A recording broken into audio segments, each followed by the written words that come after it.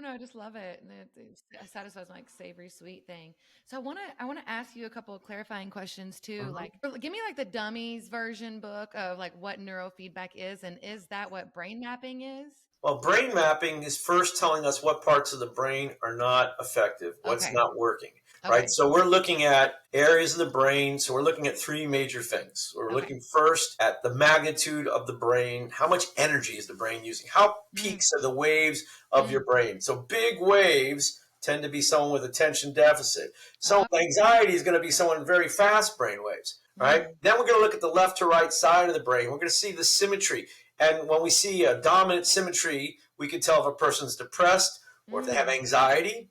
And mm, then we're going to look at their dominant brainwave pattern. If they get stuck in a delta brainwave pattern, most mm-hmm, likely they've had a head trauma or some sort mm, of concussion, mm-hmm. traumatic brain injury. They might also have some metabolic issues as well. Not metabolic, but more like metals, heavy metals, Yeah. and exotoxicity in the body. So that will cause brain waves to be very slow. Now, the next set of brain waves that we get are theta brain waves. The theta brain waves are what people know of for meditative states. Yeah. And everybody wants to get into like an alpha theta state, and that's great.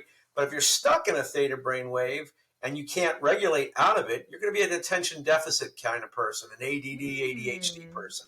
mm. If you have high alpha brain waves, most likely you have a metabolic issue. You're going to have mitochondrial issues in the Ah. cell. You're going to have more prone to depression, more leaky gut issues. You're going to see things that are, you're going to feel depressed. And depression is a multi-layered thing. You know, besides the emotions, you also will have trauma to the gut, you know, like lack of collagen is something that's really powerful for healing the gut, but you also have, you know, no prebiotics or probiotics, so the flora of your digestion starts to go, and that goes right back to that book I told you, Molecules of Emotion with Candace Pert. I wrote it down so I can read it. Great book. I met her. She was an amazing woman. And then there's beta brainwaves. Beta brainwaves are like a fight or flight response. Mm, Anxiety. You're not going to mm-hmm. sleep when you have high I'm beta familiar. brainwaves. I'm familiar with those waves. Well, you know, with women with hormones, it's also a factor as well. Women, by their hormones, are affected. And I do believe, in all honesty, that our wonderful country, I'm hoping Robert Kennedy does something good here because uh, I think that they're truly messing with us and our hormones and whatnot. Mm, We don't know what they're spraying up in the sky. They don't know what we're putting in our drinking water. God forbid you got the vaccine during the COVID pandemic. Only knows what they were putting in that. I mean, mm-hmm. it's continuous. And unfortunately, we live in a society that if you speak out, you're a heretic. Blacklisted. Yeah, Yeah. you're Yeah. a I was so heretic. afraid to come out that I didn't get the vaccine during it because I was like, oh, wow, if I share this information, I'm going to be suddenly like cast out of society. You know, and I think as communal tribal beings, like we have that innate, Well, their you know, programming is innate. pretty strong. I Yeah. acknowledge you for not doing it because that took a Yeah. lot because the majority of people were scared out of their minds. You know, you turn on the news and you get Mm-hmm. told that 30,000 people died today of COVID or whatever the numbers were. How Mm-hmm. many more people every day? And they just keep banging those war drums. And now they're going to have someone come on TV and go, "You're not coming out of your home until you get this vaccine." Scares people. So people want their freedom, thinking if they get this vaccine, they're going to be able to go out there in the world and live Mm-hmm. their lives. What we forget, though, is when you inject something into the bloodstream, right? That's the fastest way to damage the body. Like, think Mm, about it. You know, if you were to smoke crack, right, it goes directly into your bloodstream. If mm, you inject heroin, it goes directly into the bloodstream. If you snort cocaine or whatnot, and the reason I'm using drugs is because this is what people understand. You snort cocaine, it gets diluted in your mucous membrane and then gets into the stream. If you take something that you eat and it affects your body, it slowly affects the body, right? mm. So we can learn things about drugs. I'm not saying I advocate for using heavy drugs, but anything goes directly into the bloodstream is going to work very fast. It's going to pass the innate intelligence body's defense mechanisms. Hmm.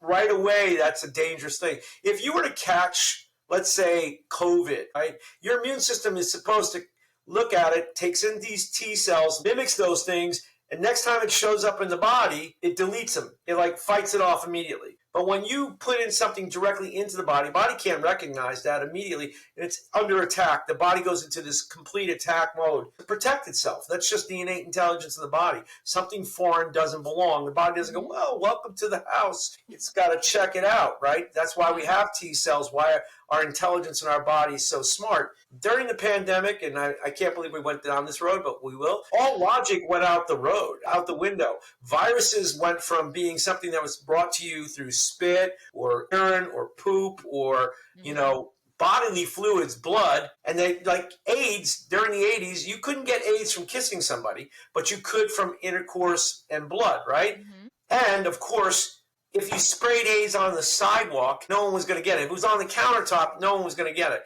Now, all of a sudden, people are pouring bleach on their food because Mhm. they believe that a virus can last 15 hours out of a host. No, it can't.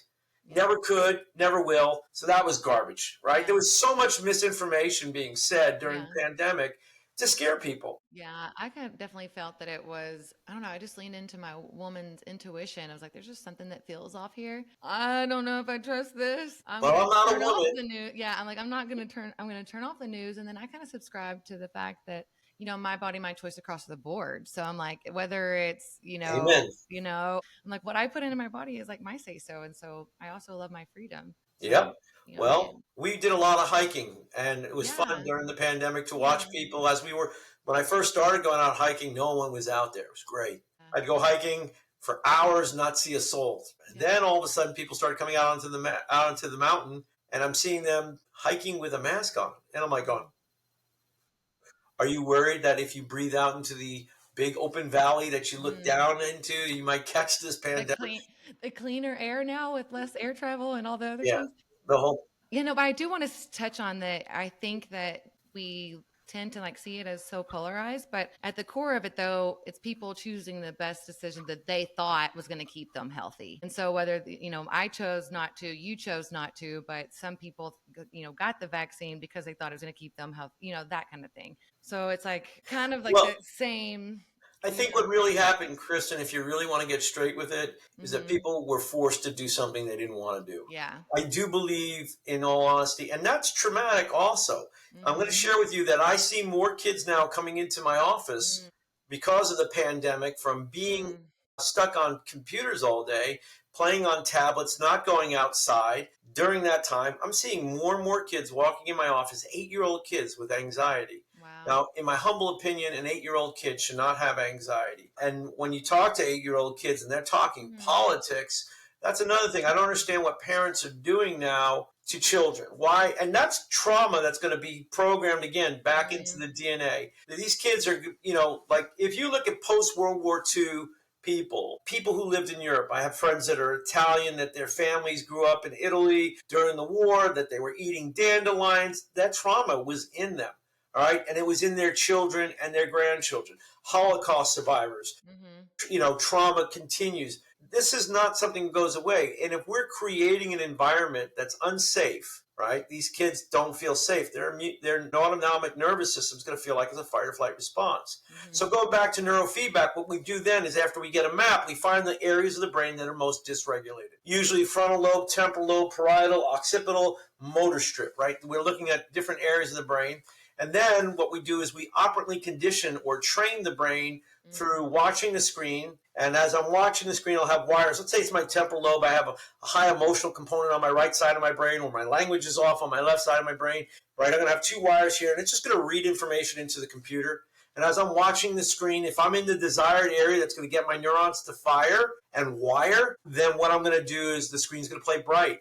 But it's going to want to challenge me, and it's going to make it harder and harder and harder for me. So I get into this window. Now, it's hard to describe the window here, but it wants to keep me in a zone. And if I keep myself in the zone, my neurons in my brain are going to keep firing and wiring. Mm-hmm. And I'm being rewarded every time I'm in the zone, and the zone gets smaller and smaller.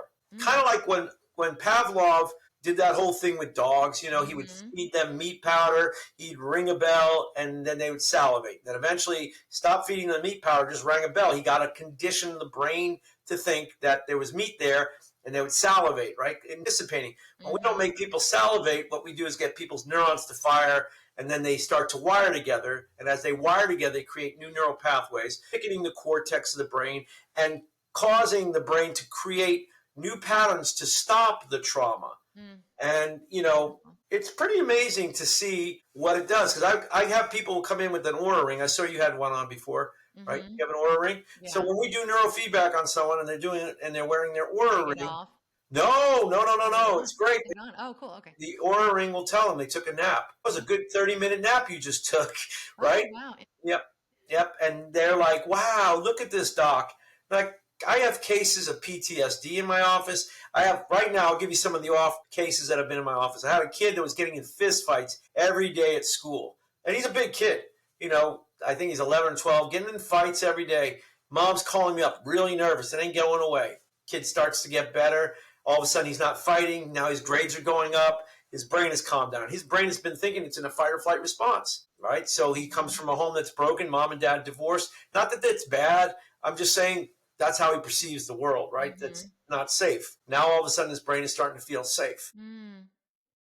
Another case, a little boy who came in my office who got two beautiful parents, right? Really nice relationship. But this kid, nervous, wouldn't get on a bus, afraid to go to school, right? Started doing neurofeedback on him.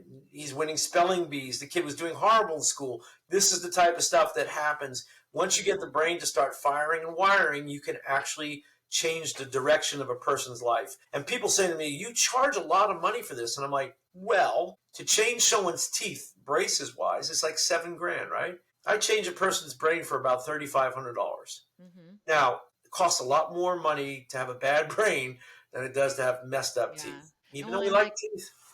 And what the quality of life is going to be like. How do you put a value on that if you're going to be able to go and function and thrive in the world? Yep. So it's like, now, I will tell you, we haven't touched the taboo part of my business. Oh, well, I want to also, I want to, just say, it's also just because I think I had mentioned to you or asked you, I was like, hey, Dr. Ron, all the things I did to my frontal lobe before it was fully developed, yeah, you might have done some damage, but remember, the brain is always constantly rewiring itself, right? And it really comes down to, can you get rid of the stories?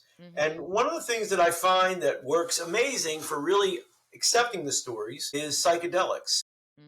And I'm not talking about synthetics. I'm talking about like mushrooms and ayahuasca. I love that. I've done both, and I can share with you my first experience on a psilocybin ceremony. Please. I went to the ceremony, and I said to the guy, we come with an intention. And the intention was, what is my life purpose? I'm a midlife person. I'm in my early 50s, and I want to figure out what's my purpose in life, and why am I not living the life I want to live? Those were the two questions, right? So the first day, it was obvious. I'm a servant. I was helping everybody through the ceremony, breathing when they were stuck, helping them find their way. I felt at home in the ceremony. I didn't see any darkness yet, right? But I wasn't looking for it. The next night, my friend Sal says to me, hey, Ron, this is the guy who does our ceremonies. He says, you're a good giver, but can you receive? And I was like, and, the traumas in my life, I grew up in a physically abusive home. I got a lot of physical abuse. So there I was getting some body work the second night, feeling pretty good in my little mushroom world. And he starts to open up the energy centers in my body. And all of a sudden I can feel like the energy start to surge through my body, going up each chakra. I can feel it. And then all of a sudden it hit here. My head tilts back and I let out the most primal scream I've ever let out in my life. Not just a primal scream, but a scream for about 30 plus minutes. And as I'm screaming, all of a sudden people are coming to me to help me, want to be me, protect me. And I'm in this world inside my head where I'm watching a video of all the physical trauma I've been through being grown up as a kid. Like it's literally like a television screen of all the trauma. And then in the end, I hear something in my head say, I did this for you, not to you. I did this for you, not to you. Not once, not twice, but 3 times. Then I heard it wasn't a punishment. It was a gift. For you to be a healer, you would have to feel and understand what other people went through. Otherwise, you couldn't be a healer. And it was like, whoa. And when I opened my eyes, 2 of my closest friends were sitting right there. One of them was Michael, and the other one was a woman named Sarah. And at that time, they were both there for me, and they were sitting there, and tears were rolling down my face. and I felt like I lost 15, 20 pounds. Mm. All right. And I felt lighter. And next morning I woke up and I went up to Sal and I said, I don't know what you did, but I want to learn what you do. And I want to bring people to you because healing is very important. And people can't heal in the headspace we're in. If you realize that your amygdala is constantly judging everything you do and constantly forcing you to, this is bad, I'm good, all the story that keeps playing over and over in our head. In the world of landmark education, they call this thing the already always way of being. We get stuck in a pattern. When we stuck in this pattern, you have to break it. Psychedelics can help break it. And I will say mirror work while on psychedelics is really amazing because you get to really see who you are and you can fall in love with yourself, and not in a narcissistic way, but a way to accept who you are. And acceptance is really how we heal. And I think I could go into a whole psychedelic trip I went on ayahuasca, where I got really some amazing downloads on suffering and why we suffer. And maybe we'll do that the next time we speak, because it's not Up a, to you. okay, we can hit it. I'll go over it quick, right? The first Yeah. thing ayahuasca said to me, I'm sitting there, it's a beautiful sunny day. I don't know anybody in this circle. We're outdoors in the woods, and there's a bunch of guys, and they're just chugging ayahuasca. And I'm watching the guy who's giving it to them. I'm like, why more than one cup? Is it weak? Is there something wrong with it, right? And the macho me goes, yeah, I need more just because those guys got more. But there's like 4 or 5 guys like, yeah. And they're smoking and getting high before, and then they take the ayahuasca. And then I hear people in the circle. And I said to myself, it's a beautiful day today, and I'm going to enjoy this. I'm going to enjoy every minute of it. This is for my highest good. That's what I asked for. Whatever this is, be it my highest good. And all of a sudden I hear people crying and people vomiting. And all the tough guys that were making a lot of noise are now heaving and are miserable. And I'm just like, wow. And I could hear all of a sudden my body say to me, you enjoying the colors? And I said, yes. He goes, would you like to learn a little bit about suffering? And I said, yeah. Well, you're going to learn about suffering because you're connected to every one of these people here today. Energetically, you're connected to everyone in this circle. So you're going to feel it. You're going to feel other people suffering. And I think on some level we do. The first thing I learned in the suffering process to heal suffering is, one, you're not in charge. Just accept it. You're just a little piece of the puzzle that helps either evolve people or you evolve, right? Like the whole purpose of living is to evolve. And whatever's in charge, and I'm going to call it what it is, God, whatever's in charge is causing you every day to find your way to him. Right now it's going to sound a bit Christian, but that's what got me to. I was raised Jewish, and I live more in the world of every day I'm trying to find God. Every day I'm trying to be more with God and accept God and love God. But the first thing is really that you're in a karmic circle or a soup, and you're here to help other people, and they're here to help you. So there is no good and there's no bad. That was the wild one. There's no good, there's no bad. What do you mean there's no good and there's no bad? Just what's so. So if someone dies from a traumatic situation, yes, the attachment is painful, but that person might have died to help someone else evolve or have them find themselves because they're so tortured. A guy goes to jail, he's going to learn something. Now, unfortunately, the system's not meant, and it's much more complex than this, and I can go for hours in this. Second thing was about forgiveness. I'm going over this fast. Forgiveness. Forgive everybody, and have them forgive you. Ask for forgiveness. And then forgive yourself, because that's the most important part. We don't forgive ourselves. We beat ourselves up, right? Are we going long on the time? Because I see you looking over there. Oh no, I was just making a note. Cool. So forgiveness was the second thing. And then the medicine said to me, you got to learn to love. I love you. You have to learn to love people the way I love you. And I saw these eyes in the sky, and I was like, whoa. And I'm looking, and the eyes are saying, I love you. You need to learn to love unconditionally. And then it was like, okay, so if I love unconditionally, and that was a tough one, right? Because I know I don't love unconditionally. If I can love unconditionally, but what if people don't love me unconditionally? That was the question I asked. And all of a sudden I heard acceptance. You have to accept people where they're at. You're here to evolve, and they're here to evolve, and we're not all on the same planes. Though we might be physically here, in our minds, evolution is a spiritual thing. And we want to evolve as beings, right? So trauma is going to stop that evolving. But again, trauma, is to help you evolve, not hurt you. All right? This is, again, the process, right? Totally resonates with me.